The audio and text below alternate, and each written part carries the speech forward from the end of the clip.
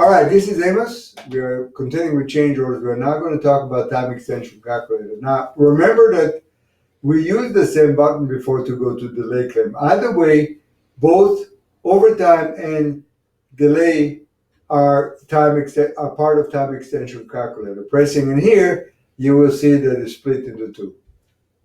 All right, we're now going into overtime claim. So, same change order, a time and a half.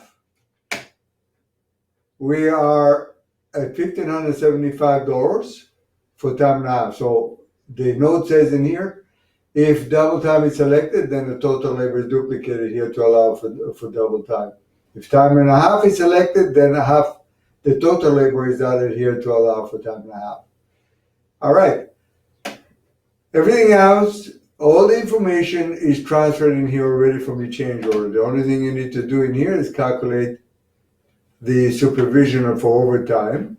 All right, supervision here, 15%. Now, because we have taken the supervision out to deal with the delay claim, we have to go back in here. We go back to the summary. We go back to supervision in here, 5%. And supervision here is 15%. And now we go back to the time extension, overtime. So we have 15% allowed in supervision before. Because the time and a half, we're adding another 50% in here. We covered it already, but we're covering the supervisor as well now. All right, we have the overhead profit, it's all in, additional sub-trade charges, if there is any charges. And since we have no sub-trades on this project, let's just take that down to zero. Bonding, we have no bonding on this particular project. Okay, so what we've got in here is overtime rate of $32.62.71. What you're given, what you provided in here is a tool with two options for your clients. They can opt to go with delay for 7 days or opt to pay for overtime rate. We're now going to go back to the summary sheet and let's first go to neither. And you can see that the original change order without any time extension is $9,700. If we go into overtime, it's $12,972. If the client opts for delay, it's $15,133. Well, of course, you'll say, well, why would a client go to delay claim if he can use overtime? Well, in some situations, it could be that there is security involved in a building and there's other employees or staffing that's required to be in the building, and it's not practical for your client to keep staff around while you're doing overtime work.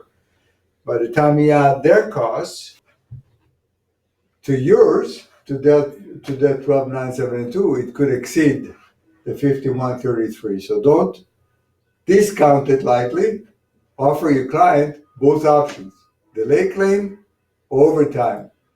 You'll always find that when you offer two options, it makes it easier for a client to make a choice.